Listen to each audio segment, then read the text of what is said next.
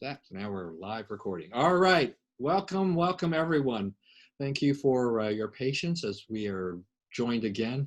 I'm Don Irvine. This is Accuracy in America. I'm joined by Liz Matory, and in an undisclosed location until she tells us where she is. I know where she is, but I'm not, until she tells the public, I'm keeping my lips sealed. Exactly. It's one of those things when you're like living out in public space, and then all of a sudden it's like, wait, I want a little bit of anonymity. So yeah, you have me, but not my location.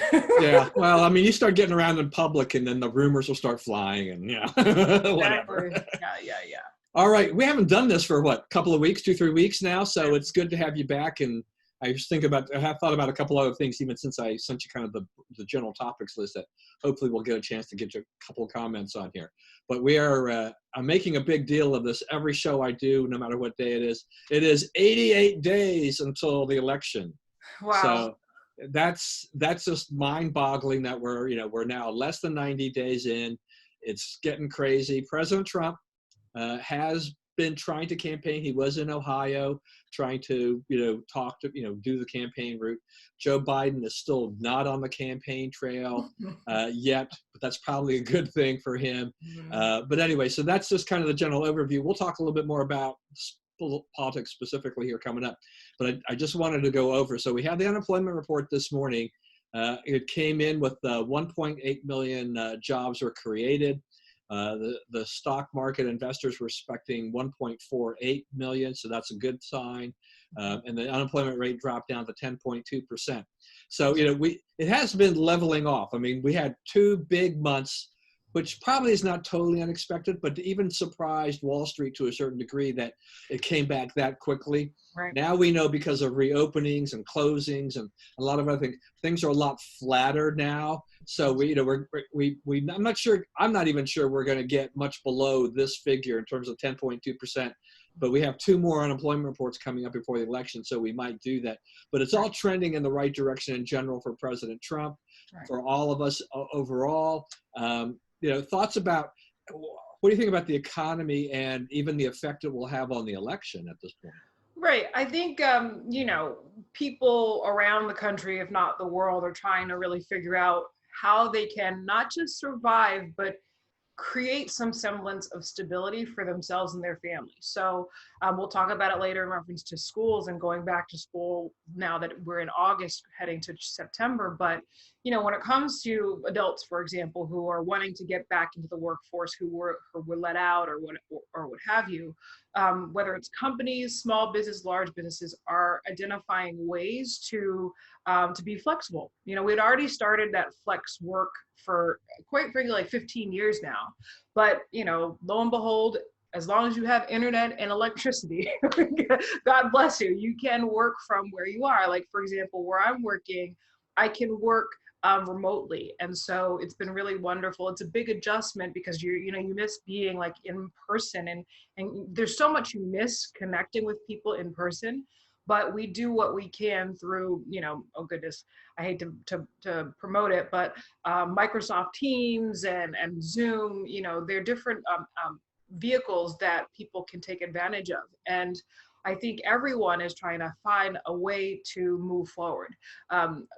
It's odd to admit it, but some families are going to identify how to be, one income households again.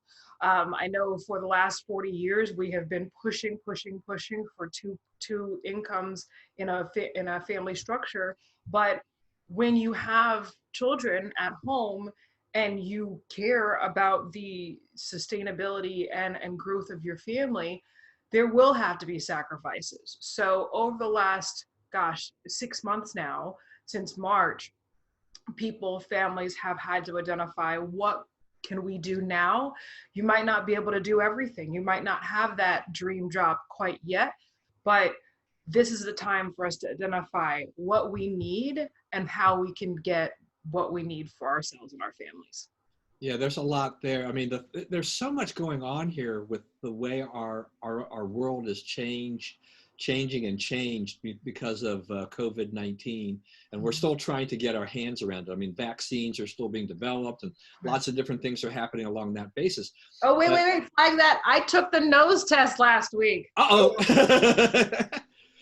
I got results. I am negative, just like HIV testing. You're like, oh yes, Lord, we're negative. I will say that one of our younger members of our Central Committee, who lives down in D20, so down that Silver Spring Tacoma area, she apparently is going to Massachusetts for something, and she's just like, yeah, I'm looking so forward to having a nasal this thing stuck up into my brain. Thank you, Massachusetts. It is the worst feeling. Like, it was kind of cool because they actually allowed you to stay in your car, and it was like a drive-through test, which was kind of funny. But literally, you have like the technician like shoving this thing up your nose. And I remember President Trump talking about it, but like, I felt like they got to my brain. It was so gross. It was like, I can't believe you can go that far. And the feeling is, I mean, I'm glad that we were able to do it, but at the same time, it was like that moment, they're like, just a bit longer. And I'm like, it's like, it's like gross. It's like, you better get all what you need in order to take that. Yeah. I'm thinking like, I mean, well, think about this. Okay. I mean, there are people, I mean, we're in professional sports leagues, right? Yeah. In some cases, there's daily testing going on of stuff, right? I mean, the daily test, I mean, this has got to be just like torture. I mean, you probably get used to it, but it's like, how uncomfortable and inconvenient is that? It was the worst feeling. I mean, I'm talking about girl problems and everything. It was the worst feeling I've ever felt in my life. Yeah, I mean, and you're right about that. I mean, that's something in the back of my mind as you're talking about this. I'm thinking about, female issues and things that, there's some pretty invasive things that happen for females and medical procedures and just checkups and stuff like that. And it's like, oh my gosh. I'm glad it happened. I mean, again, like you sort of, we're on a college campus, so obviously we're going to be, around other people, and we want to make sure that we are, do what we need to do. But at the end of the day, it's like, it just highlights another sacrifice that we have gone through because of all this craziness. This is just something that we're living now with. Right, and you were mentioning too about the preparation of that families are having to make. I mean, we have been for a long time very used to the dual income household, right? Where both mom and dad go to work, kids are at school, and then they go to maybe aftercare, or maybe there's a nanny in between somewhere. All kinds of different permutations of all of that. But when coronavirus hit, and schools basically said, well, we're going to the online model for the rest of the school year. Right. Now it upended a lot of lives, but the parents were able to also pretty much work from home because nobody was going into an office building for the most part. We had frontline workers, first responders that had to be in hospitals and police stations and things like that. But a large percentage of the population were able to work from home. There was a lot of adjustment there, having mom and dad home and the kids and trying to juggle all that. But now we're looking at a scenario where people are making decisions, as you said, in terms of do they go to one income? Can they afford to go to one income?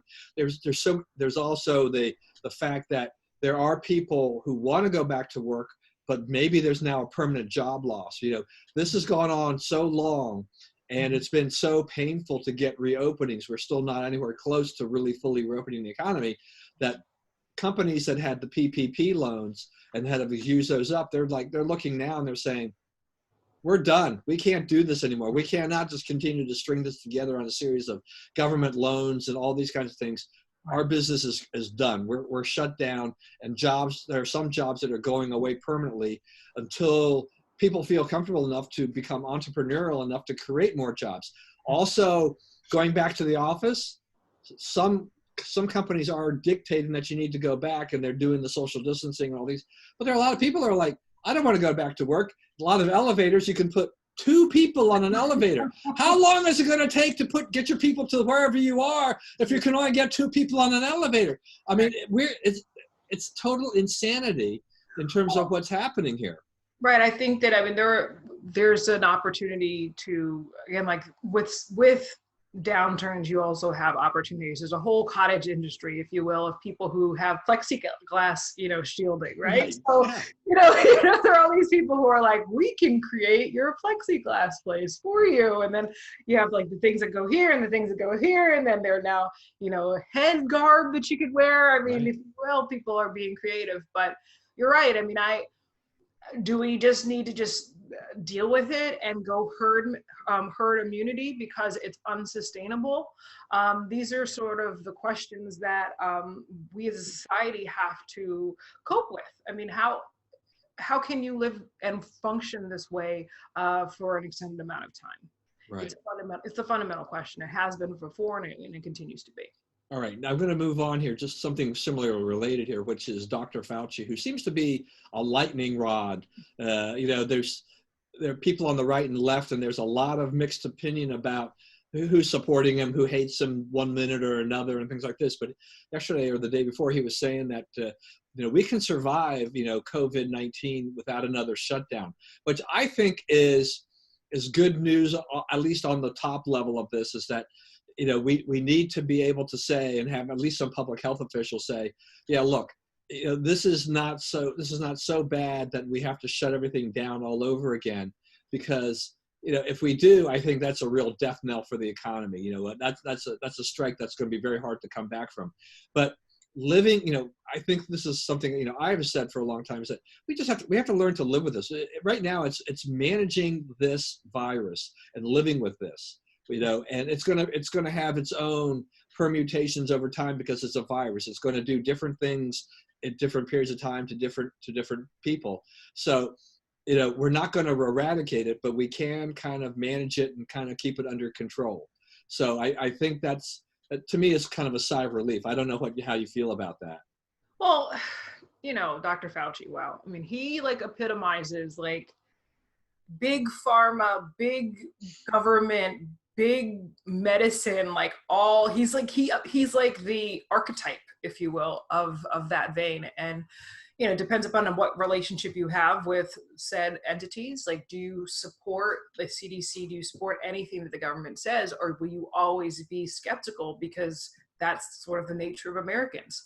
But he does have that seat as being a spokesperson for our national health system, and we have to be mindful of the fact that he is but one person as well. When it comes to science, are we getting all the information we possibly need when it comes to how to protect ourselves? Even the question of masks. I mean, it's been mandated or highly suggested to use, but at the end of the day, are they effective or aren't they? There's so many variables that, as you said before, how are we going to really allow it to affect how we live our lives? We honestly have to make a fundamental decision across the board, whether it's through institutions, jobs, families, individuals, communities, towns, cities. How are they going to move forward? And that's just what we need to do on our with all the information that we are actually given and have at our disposal. Yeah, I don't have the exact quote here, but and it wasn't part of the thing I was going to say, but as we talk, always things pop into my head. So this past week, there was a Catholic priest, a Monsignor at a DC Catholic church, and he had been giving communion out. He'd been performing communion with the various parishioners and whatnot. But he had written in a blog post that was published by the National Catholic Register about the virus, and that we can't live in fear, basically, was what he was saying, and all this. Now, the irony is that he wound up testing positive afterwards for COVID-19, for which is kind of, I guess, shut down the church for a couple of weeks, and they got to do some cleaning procedures. But he's right. I mean, this is the type of thing that we need more people to come out there and say, look, even if you test positive for this, is that you still have to come out, I think, and say, look, we can't live in fear. We cannot be forced to this bubble, that type of thing, that we can't leave our homes, we can't meet people or whatever. That's just not the way that we should be living our lives. It's detrimental to our welfare, detrimental to our mental health. Yeah. If we have to be boxed in, just shut in all the time. Yeah. And I think the weird irony of all this is you know, we talked about it in several episodes prior to. It's like we've had the bubonic plague, we've had the Black Death, we've had AIDS, HIV, we've had, you know, the Spanish flu, all these different issues throughout the beginning of time. Have we ever shut down our entire economy because of it? No, right? So is it that this virus is so powerful and daunting that we need to shut everything down? Or is the system so much of a behemoth that there is so much control of our day-to-day lives? A lot of us sort of swing to the latter, and that there's so much sort of bureaucracy in place now that it's more of what the World Health Organization, the CDC, and the UN, or what have you, say versus the individual states, countries, communities, families get to determine for themselves.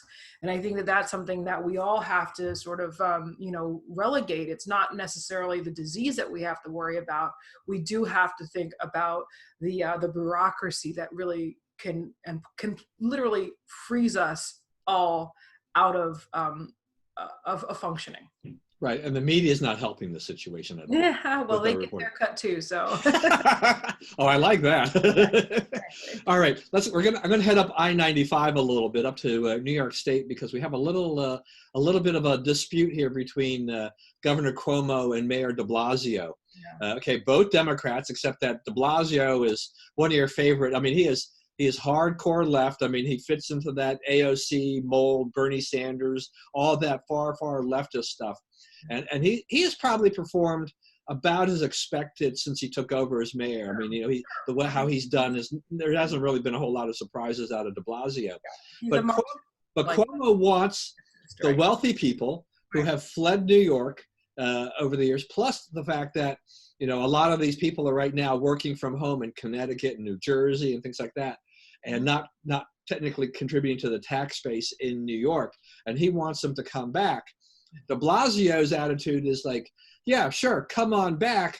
But by the way, unless the federal government's going to give us a lot of money because we got a huge budget shortfall, we're going to actually tax you more. So Cuomo and de Blasio are like, Cuomo just finds that to be extremely unhelpful. I don't know. I mean, an interesting relationship between the two. But, I think also about, when we had Governor O'Malley, he had the millionaires tax in Maryland, and people fled. It doesn't work, well. I mean, you tell the wealthy, and part of de Blasio's thing is like, well, he's like, well, Cuomo's got all his friends that live up in the Hamptons and stuff like that. So he was poking fun at him for, the fact that Cuomo knows a lot of rich people. Right. I don't even know what to make of it sometimes with these two. Well, golly, I mean, that's one of the main reasons why I left the Democratic Party in the first place. I mean, the absolute sort of irony of it all is that the Democratic Party is the party of the rich.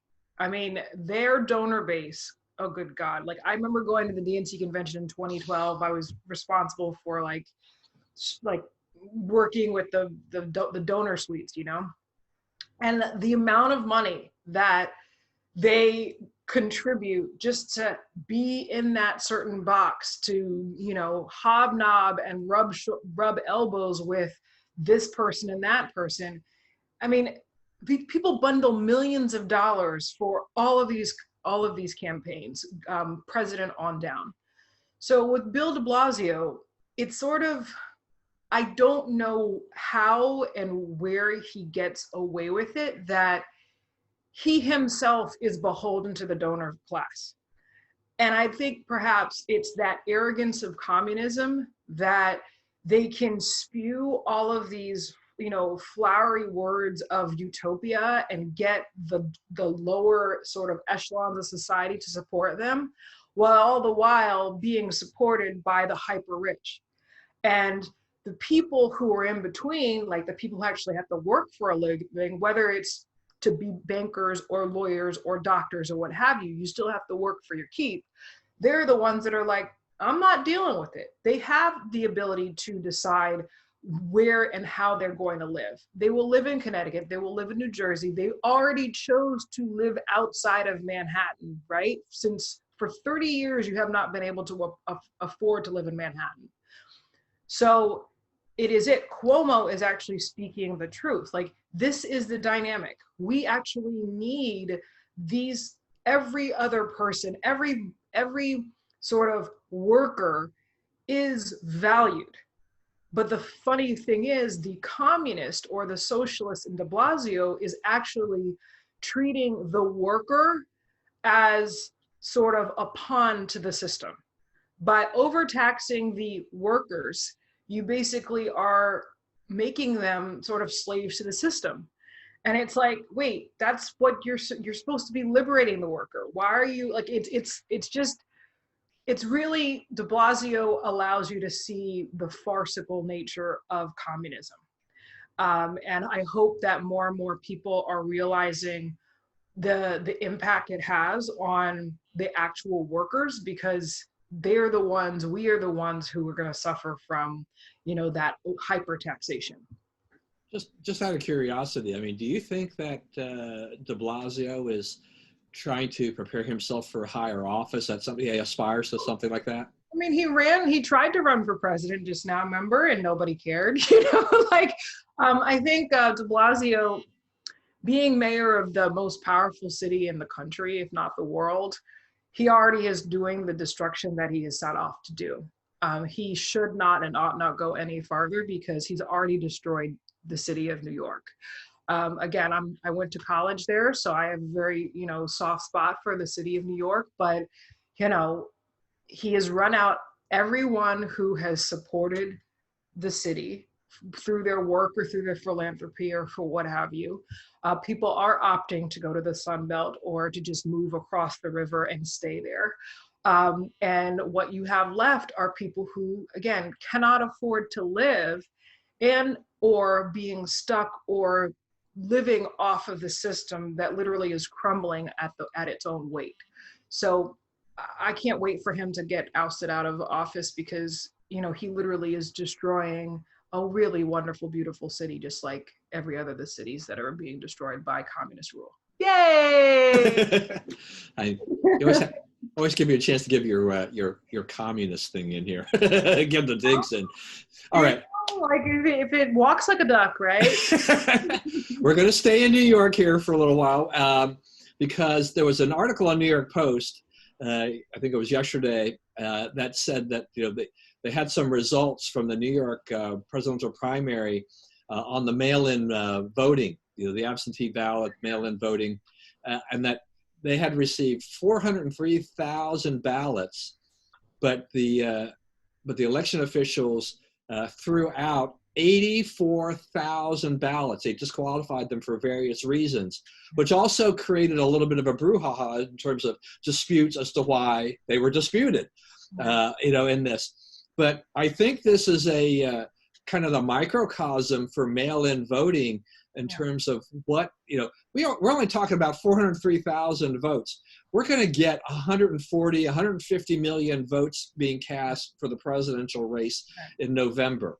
And if there is a problem with 403,000 in New York, extrapolate it. Even if the small sample size means you have a higher error rate and you push that down, say they go from that 20% rate to, say, let's be generous, let's say 5% rate. That 5% of 150 million is still 7.5 million people, right? That's a lot of votes to be throwing out or having dispute in an election that who knows where it's going, but it could wind up being close. I don't know. This is crazy. President Trump, I don't think he's been accurate when he said it could take years, if we do this mail-in balloting to figure out what the results are. But he could be closer to the truth if he says it's going to be months. Right. Because, that many votes, the fact that the race in New York, the primary race in New York for the Democratic primary for where Carolyn Maloney was being challenged, it took them about 6 weeks to determine the winner, for which she actually, she's going to keep her seat. But that's a problem. I mean, Americans, for a presidential race, we can't be waiting 6 weeks or 8 weeks or 12 weeks. That's crazy. Well, you know, again, it's another inconvenient truth for the Democratic Party. I mean, I mean, ONLY, only people who are pushing for mail-in ballots are the Democrats. Even as wonderful of our Governor Hogan is, he still allows for the hybrid. You know, like you have, you can absentee vote, you can drop it off, you can, you know, vote in person, like with all the masks you possibly can wear and afford to, you know, you have the options in our voting system. And I appreciate that opportunity. But to go 100% mail in, it's not just unattainable, it's downright stupid. Because first of all, nobody uses the mail in the first place, like, which is sad, but you are overwhelming a system that is already at its death throes. And it has nothing to do, that's just by virtue of Amazon. If you want to blame somebody, blame Amazon, right? Like, you know, you're the Jeff one. Bezos, it's your fault. No, I'm just saying, like, the nature of our time in the year 2020, mail itself is dying, right? So if you literally flood a dying system with something as poignant as voting, 100%, 90%, 80%, even 50%, it doesn't have the wherewithal to support that. I mean, it's logic. Again, it's the Democratic Party, so I guess they don't like logic very much, but you know, it's New York.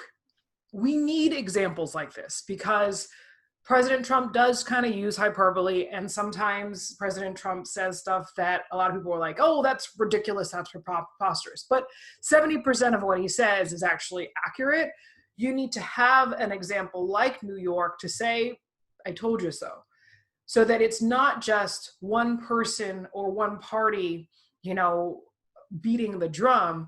You need to have examples like that. And if you go to our special election in Maryland and our primary that we had just in June, I tell you, the variable that the Democratic Party again does not like is that, let's talk about the Black community that votes Democrat does not want to depend on mail-in ballots, because we as a community have lived through the degradation of our voting being discounted.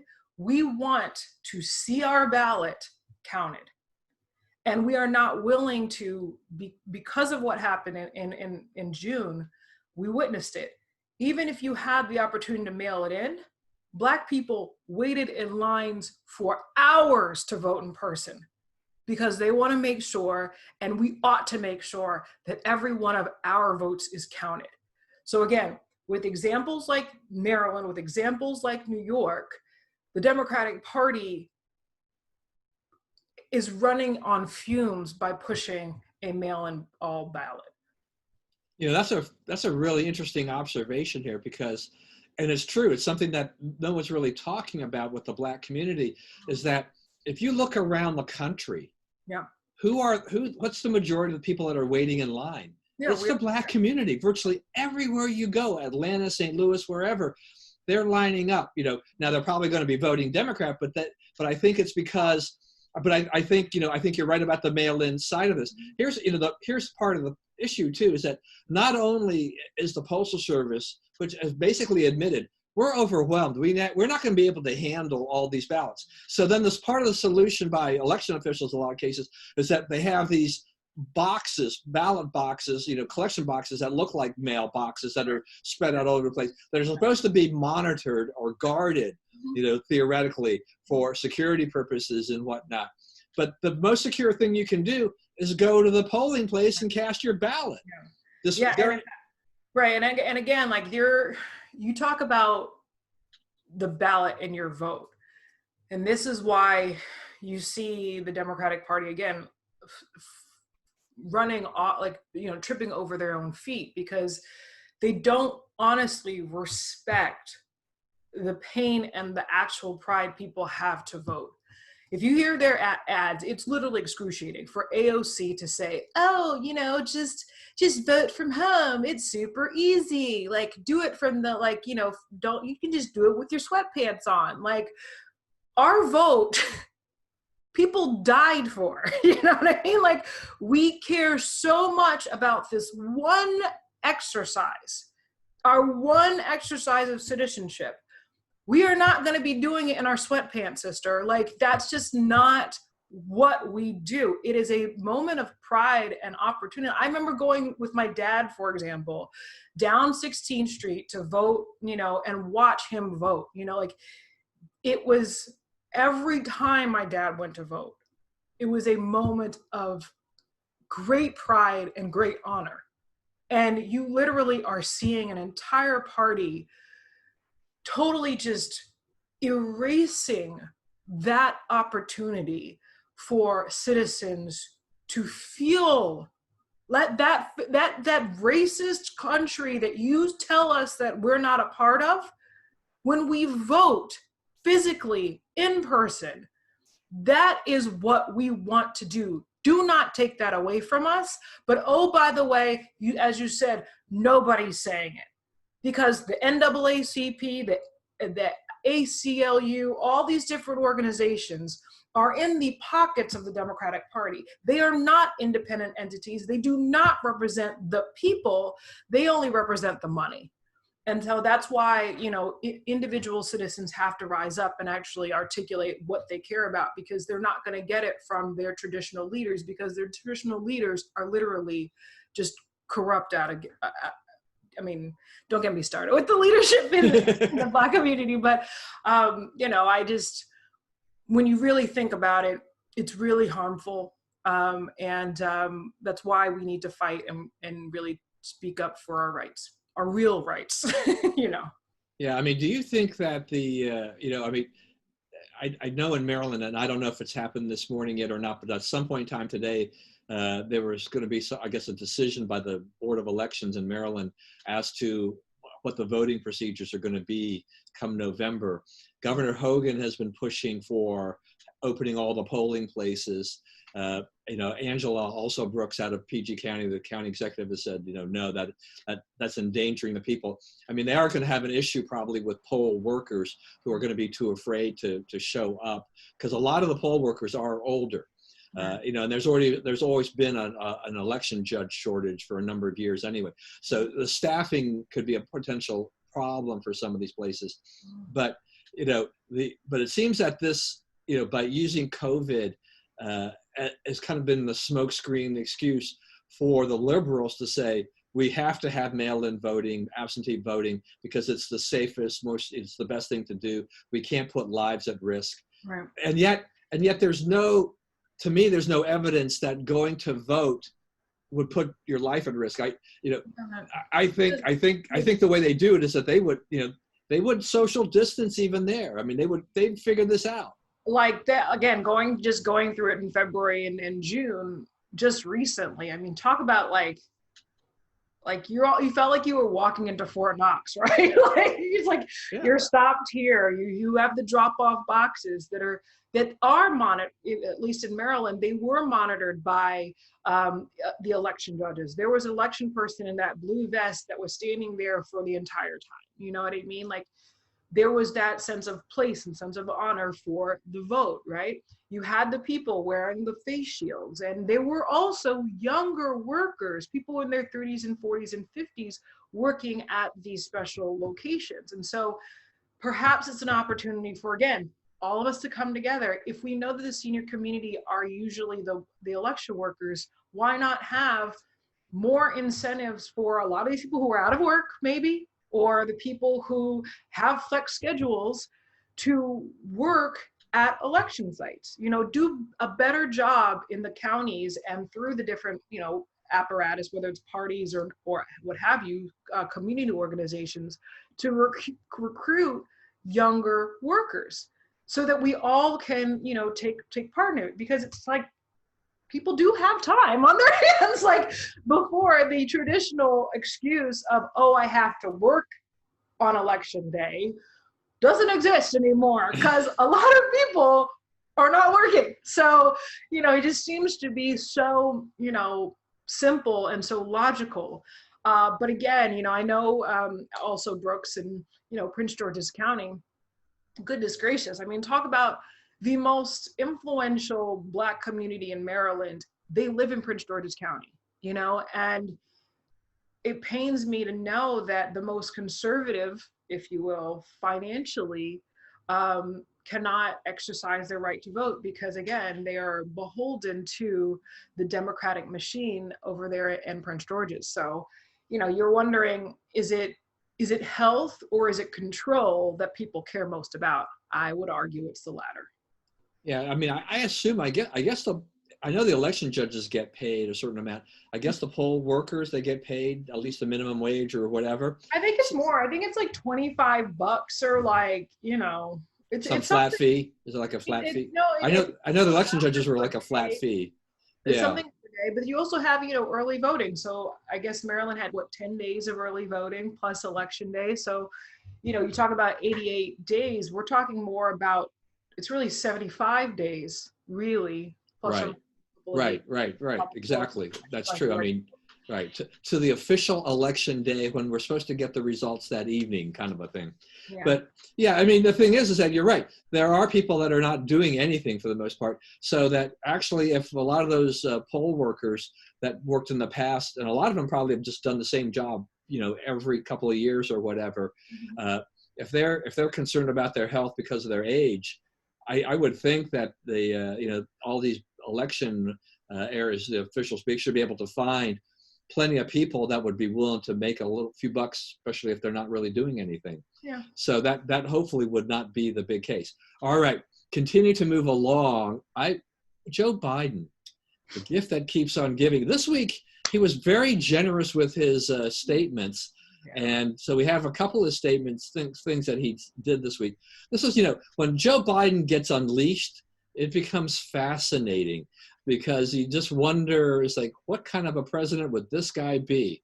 Yeah. So, he was questioned the other day, I guess it was a CBS News or CBS, maybe it was an online interview about taking a mental agility test because, Trump has been talking about this mental agility test for which a lot of people have said it's really not that difficult to test, but whatever, Trump, we know he likes to kind of just push things up a little bit and make it seem like, what he does is he's great and he aced the test or whatever. Biden's reaction is like, well, why in the heck should I have to do that? He said, it's like taking, it's like being tested for cocaine before this interview. He says, are you a junkie? I mean, he basically asked the host, he says, are you a junkie? It's like, what the heck was that? And then we had, on top of that, so he has this thing which I prepared for the National Association of Black Journalists, right? Mm-hmm. And he makes a statement where he basically says that the Black community is not as diverse as the Hispanic community. Yeah. And then he tried to walk that back. I don't know. I mean, these are a couple of disastrous statements in my mind, and then you add in what he had said before with Charlemagne the God about, hey, if you're not voting for me, and you're Black, you're not a Democrat. I mean, this is just, how many more? I love this because it helps. It helps Trump, but I don't know. What is with Joe Biden? Nothing's wrong with Joe Biden. That's exactly what they think. I mean, again, like that is quintessentially the arrogance of the left. Like, when I've been saying this for 4 or 5 years, and you've been talking about it for 20, with your time and your dad prior to, we've been telling y'all folks that this is how they think. I mean, it's honestly, there are particularly white liberals who believe that Black people are monolithic. That statement about, you voting Democrat, or you would, I remember distinctly that they're like, Liz, what are you going to do when you leave the Democratic Party? What are you going to be, a Republican? Ha, ha, ha. Funny, as if I don't have the freedom of thought or choice to make my own decisions. That is fundamentally what the majority, not just Joe Biden, the majority of the liberals think. And it is unfortunate. It is sad. It is rude. It is unbelievable, but it's truth. And when he speaks, he is only showing that this is how they've been able to get away with that mentality for 50 some odd years. If people had a problem with that thought, for example, he would have never been voted senator. He would have never been voted vice president, right? But because they've allowed that mentality to be so prolific, this is the result. And again, if you just look at the primaries. I mean, I talked about it last time before. The contenders said he was racist. The people who they're now trying to get as vice president for Joe Biden, they said, dude's bad, please don't support him, please don't support him. And what did y'all do? You forced everybody out of the primary in order to bolster Joe Biden up. The Democratic Party themselves know how bad he is, but this is what you have as your alternative.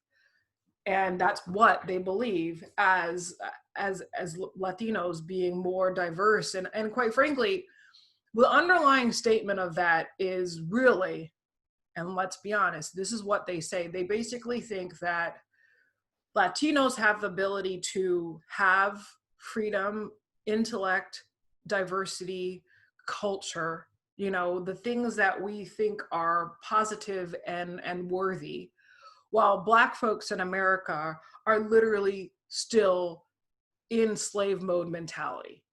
That is what that statement really means from the heart of hearts of the Democrats and the heart of hearts of Joe Biden. That is the sick, sad truth. I mean, does his statement to walk it back, when he's trying to explain it, does that do any good at all? It doesn't, because he's just saying everything we already know about. Every leader in the NAACP knows exactly that's the mentality of the guy. Every single one of them. So someone like me saw that, was like, no, thank you, and left. Everybody else is sticking in because they literally are dependent on them for their bread. These folks are in the system because they have lived off the system. Every union worker, every policy wonk, every nonprofit organizer, whatever, they are so involved in that system, but they know exactly how arrogant Joe Biden has always been, and then they're just stuck with it because that's how that system, it forces you to support that problem. You're basically, it's like, you want to talk about the similarities. It literally is as if Joe Biden is your alcoholic uncle that you have to make excuses for. I mean, sadly, that's true. And he is the one who controls the inheritance, if you will, of the family. So you can't say anything bad about Uncle Joe, because if you say anything bad about Uncle Joe, you're going to be cut off the inheritance, even though he's, the worst human. I'm not saying that he's the worst human being, but he has predilections. He's an alcoholic, so therefore you can't say anything because you don't want to get cut off the inheritance. That is Joe Biden, and that's the Democratic Party. So is Joe Biden a better candidate than Hillary Clinton is or was for the Democratic Party? No, he's worse. I can't believe that's true, but he's worse. But I mean, how do you think that he'll do against Trump? I mean, because here's something I've been thinking about with regard to this race, is that Hillary was definitely a lightning rod for a lot of people. I mean, there was a lot of anti-Hillary, and so there are people who would vote for Trump that may not normally vote for Trump because they're just disdain for Hillary.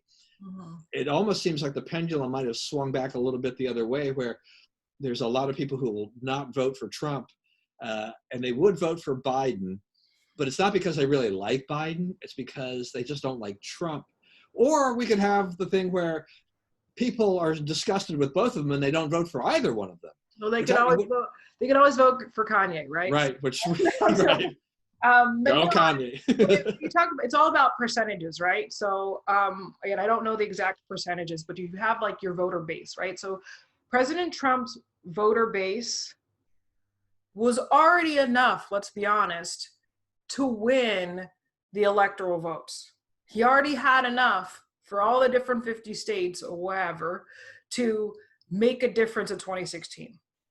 That base, quite frankly, has not gotten smaller. It's gotten larger. But because of that, he's also an incumbent. So, you know, there's some sort of pushback when it comes to incumbency. That is sort of the variable that the Democratic Party has had to fight against ever since, let's be honest, November 4th, 2016. They're like, oh crap, this guy already won without us doing anything, right?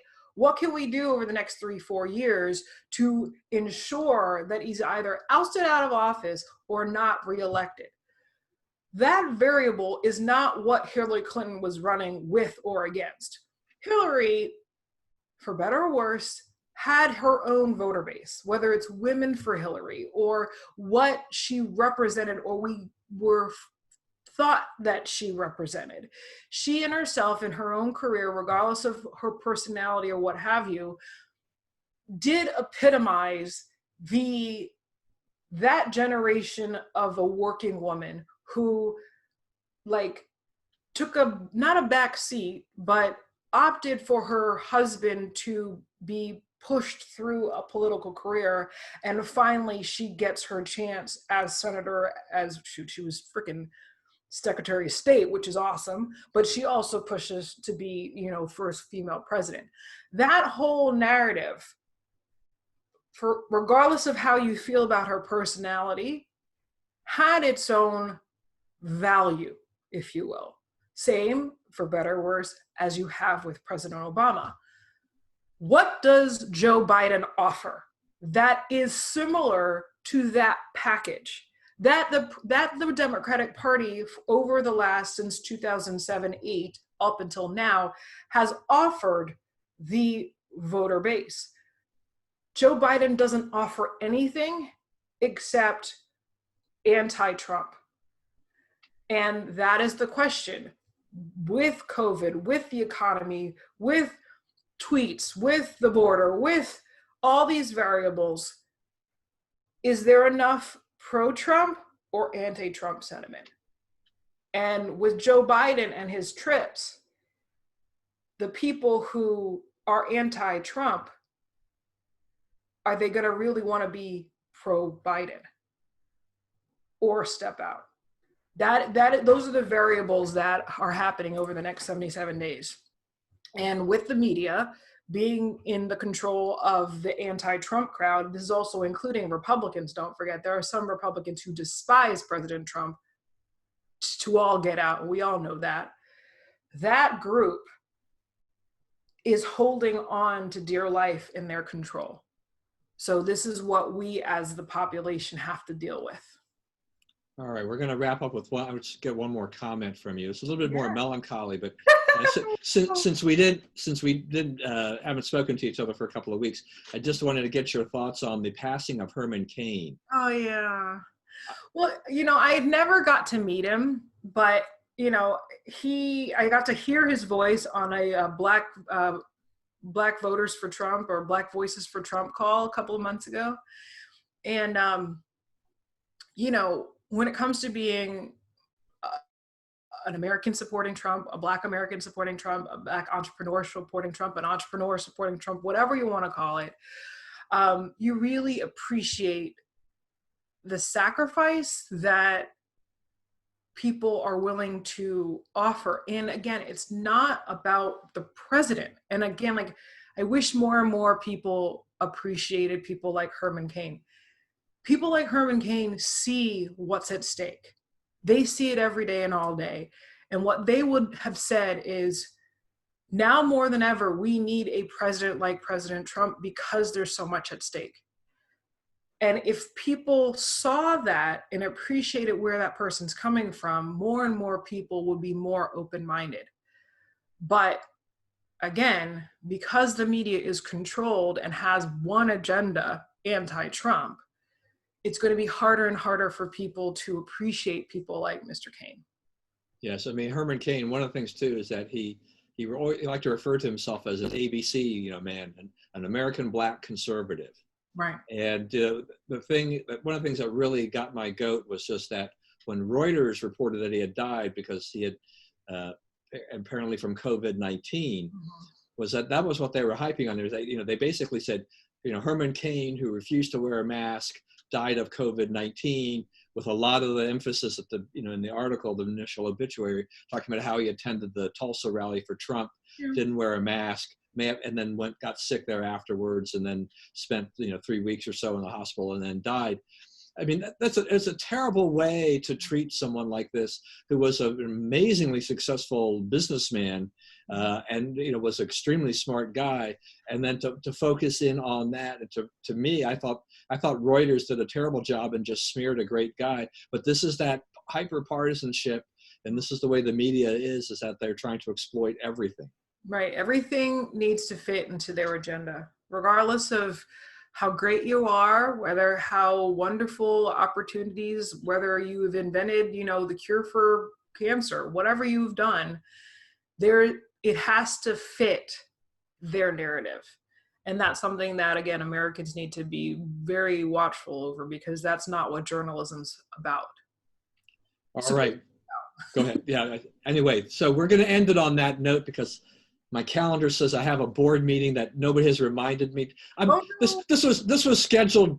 This is a small group I'm part of, so it was scheduled 6 or 8 months in advance. And then I have a calendar notification, but I haven't had any email from these people saying we are still having this meeting, right? So I'm like, all right, I better just check in to make sure that we're part of this meeting. I don't even know what's going on anymore sometimes. Anyway, thank you once again for joining me from your undisclosed location, for which will be someday disclosed location, and everything. But enjoy the area that you're in now.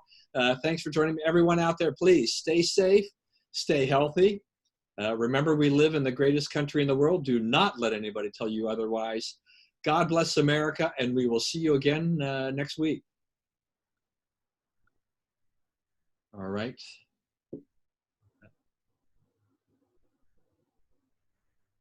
Keep saying something here.